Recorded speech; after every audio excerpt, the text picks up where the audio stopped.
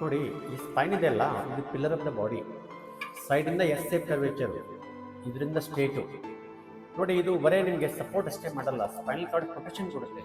ಹೇಗೆ skull brain protection ಕೊಡುತ್ತೋ, ಇದು second brain spine.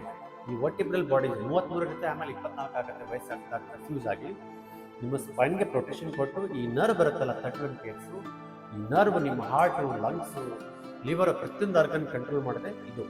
ಇದರಲ್ಲಿ ಪೈಪ್ ಅಂತ ತಿಳ್ಕೊಂಡು ಇದರಲ್ಲಿ ನೀರು ಹೋಗ್ತಾ ಇದೆ, ಇದ್ರ ಮೇಲೆ ಪ್ರೆಷರ್ ಬಿದ್ದಾಗ ಆ ಒಳಹರಿವು ಕಡಿಮೆ ಆಗುತ್ತೆ, ಅವಾಗ ಆರ್ಗನ್ ಪ್ರಾಬ್ಲಮ್ ಆಗುತ್ತೆ. ಸಡನ್ಲಿ ಹಾರ್ಟ್ ರೇಟ್ ಫಾಸ್ಟ್ ಆಗುತ್ತೆ, ಬ್ರೀದಿಂಗ್ ಸಮಸ್ಯೆ ಆಗುತ್ತೆ, ಎಸಿಡಿಟಿ ಆಗುತ್ತೆ, ಮತ್ತು ನಿಮಗೆ ಬೌಲ್ ಮೂಮೆಂಟ್ ಆಗಲ್ಲ, ಕಾನ್ಸ್ಟಿಪೇಷನ್ ಆಗುತ್ತೆ, ಯೂರಿನ್ ಲೀಕ್ ಆಗುತ್ತೆ. ಇದಕ್ಕೆಲ್ಲ ಕಾರಣ ಪಿಂಚ್ ನರ್ವ್ಸ್. ಇದು 100% ರಿಯಲ್ಲು.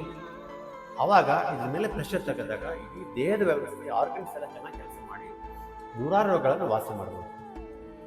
ನಾನು ಡಾಕ್ಟರ್ ದಿನೇಶ್ ಅಂತ, ಅಮೇರಿಕನ್ ಮತ್ತು Europe trained certified therapist and osteopath, ಅಂದರೆ non surgical, non drug, spine and joint doctor. ಈ ಥರ ಭಾಳಷ್ಟು ಉಪಯೋಗಕರ ವಿಡಿಯೋಗಳನ್ನು ನೋಡಲು ದಯವಿಟ್ಟು ನಮ್ಮ ಚಾನಲ್ಗೆ ಸಬ್ಸ್ಕ್ರೈಬ್ ಆಗಿ, ಶೇರ್ ಮಾಡಿ, ಮತ್ತು ನನ್ನ ಕಾಂಟ್ಯಾಕ್ಟ್ ಮಾಡಲು ದಯವಿಟ್ಟು ಈ ನಂಬರ್ಗೆ ಕಾಲ್ ಮಾಡಿ. Thank you.